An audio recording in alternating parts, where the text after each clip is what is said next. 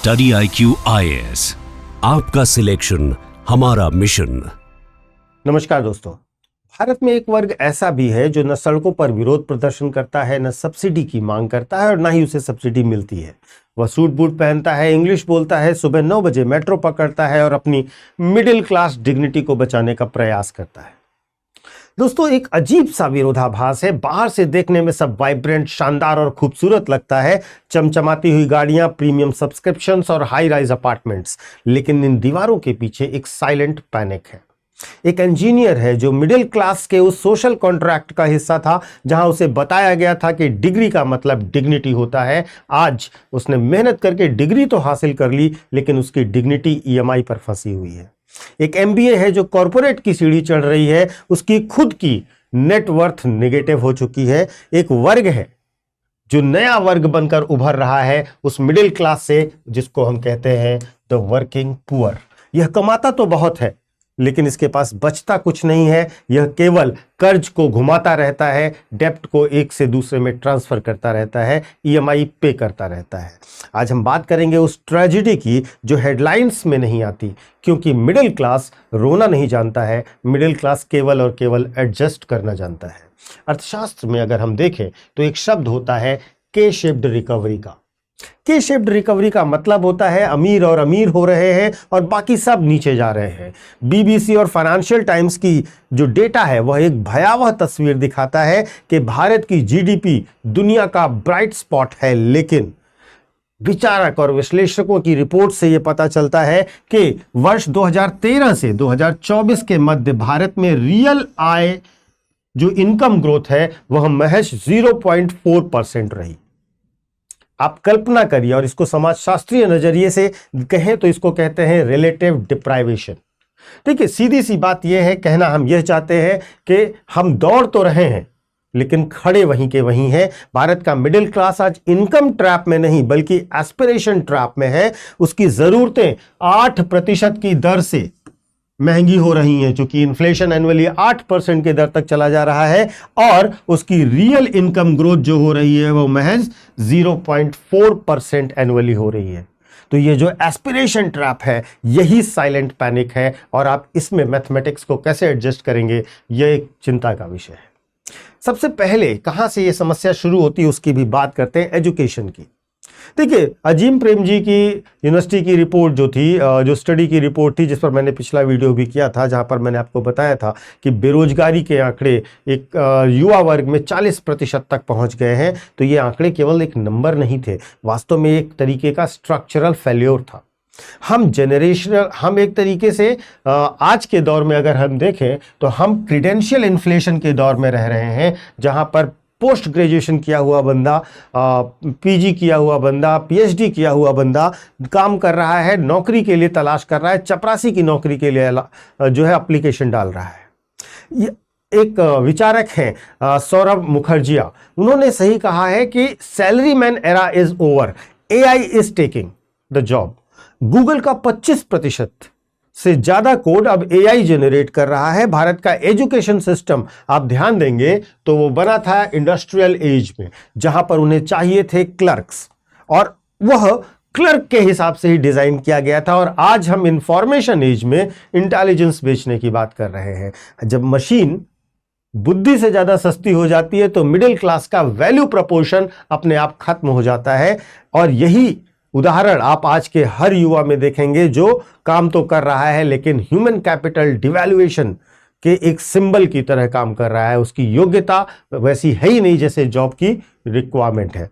अब कर्ज वाले मुद्दे पर आते हैं जो बहुत महत्वपूर्ण है। NSSO और RBI का डेटा यह कहता है कि 42.9% है हाउस होल्ड डेप्ट।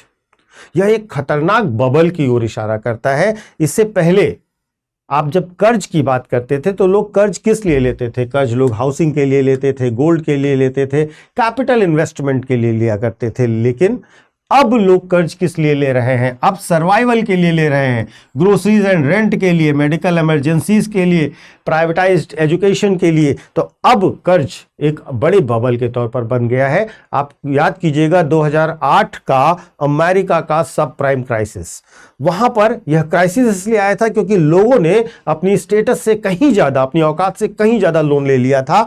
भारत में यह संकट इसलिए आ रहा है क्योंकि बुनियादी जरूरतों, रोटी, शिक्षा, स्वास्थ्य, इनकी कीमतें हमारी आय से काफी ज्यादा बढ़ गई हैं और हमें इसको पे करने में मुसीबत आ रही है। देखिए, प्रत्येक भारतीय पर 4,80,000 का औसत कर्ज है और यह कर्ज एक प्रकार का फाइनेंशियल लूज, एक तरीके का फांसी का फंदा बना हुआ है, जो हम एक ऐसी पीढ़ी तैयार कर रहे हैं जो पैदा होते ही ईएमआई के बोझ के साथ दुनिया में आ रही है। कई थिंक टैंक्स और विचारक इस बात की पुष्टि करते हैं कि जो भारत का मिडिल क्लास है वो दुनिया का सबसे ज्यादा ओवर टैक्स्ड और अंडर सर्व्ड वर्ग है। हम टैक्स के तौर पर डायरेक्ट टैक्स देते हैं, जहां पर इनकम टैक्स देते हैं, इनडायरेक्ट टैक्स देते हैं जैसे कि जीएसटी देते हैं। इन सब के साथ साथ हम कई सारे हिडन टैक्स भी देते हैं। हिडन टैक्स कहने का मतलब जब आपके बच्चे के प्राइवेट स्कूल की फीस और प्राइवेट हॉस्पिटल का बिल आप भर रहे होते हैं तो वह भी एक तरीके का टैक्स ही है, क्योंकि सरकार वो सेवाएं देने में असफल रही, विफल रही। इसे अर्थशास्त्र में द स्क्वीज प्ले कहा जाता है। सरकार को रेवेन्यू चाहिए इसलिए वो मिडिल क्लास को निचोड़ती जाती है, गरीबों को वेलफेयर स्कीम्स चाहिए इसलिए उन्हें सब्सिडी दे दी जाती है। मिडिल क्लास एक सैंडविच की तरह फंसा हुआ है और वह हिस्सा है जिसे कोई वोट बैंक भी नहीं मान रहा है, और यही सबसे बड़ी चिंता का विषय है। देखिए, अब इसमें एक और एलिमेंट, एक और रिसर्च का डेटा जुड़ता है, जो जुड़ता है आज के नए वर्किंग क्लास से, यानी कि जेन जी की मैं बात कर रहा हूं। तो देखिए, जो जेन जी है, जो अभी कहा जा रहा है कि 41% नए कर्जदार हैं जो वास्तव में जेन जी को बिलोंग करते हैं। वास्तव में जेन जी के साथ एक और नई अलग तरीके की समस्या है, वह भी समझना चाहिए। ये डिजिटल एक तरीके से समझिए सर्वहारा वर्ग बनता जा रहा है। इंस्टाग्राम और लिंक्डइन ने एक कंपैरिजन इकोनॉमी खड़ी कर दी है और यहां पर इनको सपोर्ट मिलता है बाय नाउ पे लेटर जैसे इंस्ट्रूमेंट्स के साथ। और ये क्या करते हैं, यहां पर पेमेंट ऑप्शन नहीं, एक तरीके से मानसिक जाल में फंसते हैं और हर बार बस ये पे करते रहते हैं।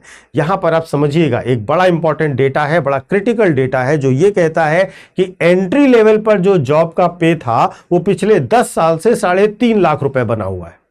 और आप मानिए कि 2014 में जो 3.5 लाख रुपए की वैल्यू थी, उस हिसाब से, आज के हिसाब से वह वैल्यू 2 लाख की भी नहीं बची है।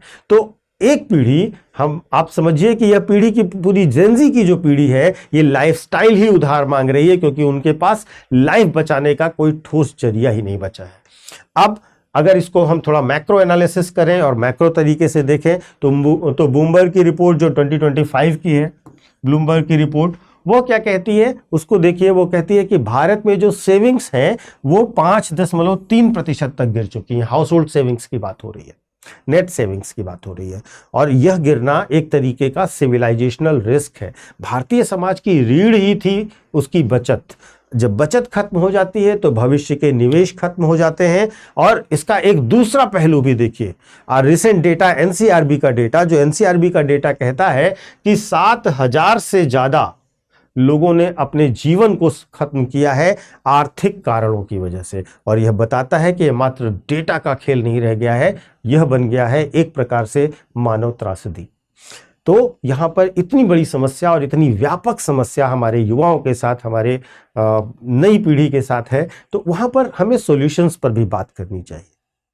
सॉल्यूशंस में 5 पॉइंट्स हैं जिस पर हमें ध्यान देना चाहिए। सबसे पहला, मिडिल क्लास को भी डायरेक्ट बेनिफिट्स दिए जाने चाहिए। देखिए, एजुकेशनल और हेल्थ क्रेडिट्स जैसे चीज़ों को ऐड किया जाना चाहिए मिडिल क्लास के लिए। जिस तरीके से गरीबों को सब्सिडी मिलती है, तो मिडिल क्लास को इम्प्लीमेंटेशन करना चाहिए एजुकेशनल और हेल्थ टैक्स क्रेडिट्स के लिए। इसी प्रकार से स्किल वर्सेस डिग्री के लिए काम करना चाहिए, यानी कि डिग्रियों की फैक्ट्रियां बंद करना चाहिए। माइक्रो क्रेडेंशियल और इंडस्ट्री लिंकेज पर जोर दिया जाना चाहिए। बहुत ज़्यादा ज़रूरी है कि अब इंडस्ट्री लिंकेज भी रखा जाए। तीसरी बड़ी चीज़ जो की जा सकती है वह डिजिटल लैंडिंग प्लेटफॉर्म जो हैं उनको रेगुलेट किया जाए, जो 48% तक रेट ऑफ इंटरेस्ट चार्ज करते हैं, इन पर डिजिटल स्ट्राइक करने की ज़रूरत है। इसके साथ साथ डायरेक्ट टैक्सेस में रिफॉर्म किए जाने चाहिए। देखिए 12 लाख रुपए तक की छूट वाला मामला तो अच्छा है, इसमें कोई गलत बात नहीं है, लेकिन टैक्सेशन को इन्फ्लेशन इंडेक्सेशन के साथ किया जाना चाहिए और रीस्किलिंग एट स्केल किया जाना चाहिए। यानी कि एआई से डरना नहीं है, नए जनरेशन को पूरे तरीके से इस्तेमाल करना सिखाना सरकार की प्राथमिकता होनी चाहिए। अगर इन 5 क्षेत्रों में हम काम करते हैं तो निश्चित तौर पर नई जनरेशन के भविष्य में इस तरीके की समस्याएं कम आएंगी। फाइनली इन ऑल अगर मैं कहूं तो महात्मा गांधी ने एक बार कहा था कि the nature has enough for everyone's need but not for everyone's greed. लेकिन आज मिडिल क्लास रियलिटी में देखा जाए तो लालच के लिए नहीं बल्कि जरूरत के लिए हाथ फैला रहा है। आज अगर हम ये देखें कि हमें अगर विकसित भारत बनाना है, क्या विकसित भारत का मतलब ऊंची ऊंची बिल्डिंग्स और बढ़ता हुआ जीडीपी ही है, या जहां रहने वाले इंसानों को भी देखना होगा, जो इंसान कर्ज की किस्तों में घुट रहा है। तो हमें निश्चित तौर पर विकास की परिभाषा बदलनी होगी। 2047 जो विकसित भारत का सपना है कर्ज के जाल से होकर नहीं गुजर सकता और हमें मिडिल क्लास को ये राहत देनी पड़ेगी। देखिए ये कहानी आपकी है, मेरी है और लगभग हर इंसान की है जो रोज सुबह अलार्म बजने पर इसलिए उठ जाता है क्योंकि उसके पास हार मानने का लग्जरी नहीं है। इस मुद्दे पर आप क्या सोचते हैं? आपको क्या लगता है कि मिडिल क्लास को जानबूझकर सरकारें और नीति निर्माता नजरअंदाज करती हैं और आप किस स्थिति में अपने आप को पाते हैं इस डेब्ट ट्रैप में? अवश्य कमेंट करके बताइएगा, क्योंकि जब आप शेयर करते हैं तो समाज उसे पढ़ता है। इसके बाद मैं आपको अपने सोशल मीडिया हैंडल्स बता देता हूं। यूपीएससी मेंटर पंकज सर, इससे आप मुझे कनेक्ट कर सकते हो इंस्टा और टेलीग्राम पर। यहां पर आपको मेरे सारे वीडियोस के लिंक मिल जाएंगे। और एक छोटा सा अनाउंसमेंट उन बच्चों के लिए जो यूपीएससी की तैयारी कर रहे हैं, अगर आपका लक्ष्य 2027, 28 या 29 है, आप हमारे स्टडी IQ के हिंदी, इंग्लिश और इंग्लिश यानी कि बाइलिंगुअल बैचेस में जुड़ सकते हैं, जो भी आपकी भाषा की प्राथमिकता हो। महत्वपूर्ण यह है कि हम सफलता महोत्सव सेल मना रहे हैं, जिसके अंतर्गत आपको सभी कोर्सेज पर 60% का ऑफ दिया जा रहा है और डबल वैलिडिटी भी दी जा रही है। तो देर मत कीजिए, जल्द से जल्द ज्वाइन कीजिए, क्योंकि यह सुविधा और यह ऑफर आपको 31 मार्च तक ही प्राप्त होगा। तो अगर आपको कोर्स की डिटेल्स देखनी है, डिस्क्रिप्शन बॉक्स में लिंक दिया हुआ है, या फिर आप हमारे ऐप या वेबसाइट पर जाइए, वहां से हमारे पूरे कोर्स की डिटेल अपनी भाषा, अपने माध्यम में, अपने लैंग्वेज में देख सकते हैं। उसके बाद जब ज्वाइन करने जाइएगा तो ज्वाइन करते समय आप PK लाइव कोड का इस्तेमाल कीजिएगा, क्योंकि यह कोड ही इस ऑफर को वैलिडेट करेगा। इस कोड को लगाते ही आपको यह ऑफर प्राप्त हो जाएगा। धन्यवाद, thank you. Study IQ IAS, आपका सिलेक्शन हमारा मिशन।